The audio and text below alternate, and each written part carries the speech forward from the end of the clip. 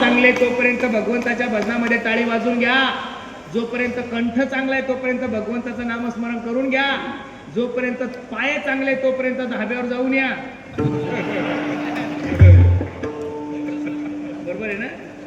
काही लोक म्हणतील बा यांच्यासारखा चांगला महाराजच नाही, एवढी चांगली सबसिडी आम्हाला दिली की जोपर्यंत पाय चांगले तोपर्यंत दारू पिऊन घ्या, जोपर्यंत दात चांगले तोपर्यंत मांसाहार करून. खुशाल हा म्हणतात लोक, कठीण झालंय. तुम्ही सर्व शेतकरी बांधव आहात, माझं कीर्तन लक्ष देऊ नका, आवाज कमी करा. तुम्ही सर्व शेतकरी बांधव आहात. तुमच्या घरी जर तुमच्या गोठ्यामध्ये बैल असेल ना, बैल कळतो ना 4 पायाचा, त्या 4 पायाच्या बैलावर जवळ उद्या जा आणि कोंबडीचं मांस त्याच्या समोर टाका. मरल बैल पण कोंबडीचं मांस खाणार नाही. का? बैलाला माहित आहे, बैलाला माहित आहे माझं खाद्य चारा आहे, बैलाला माहित आहे माझं खाद्य ढेप आहे, बैलाला माहित आहे माझं खाद्य घास आहे, बैलाला माहित आहे माझं खाद्य भूस आहे.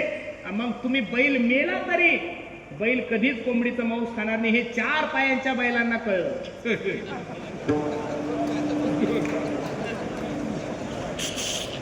पुढचं तुम्ही पहा. तुम्हाला हसायला काय झालं? म्हणजे कळलं तुम्हाला, बरोबर आहे का नाही? अरे मला वाईट वाटतं महाराज, जनावरांनी जनावराची जागा नाही सोडली, एवढी माणसाची जागा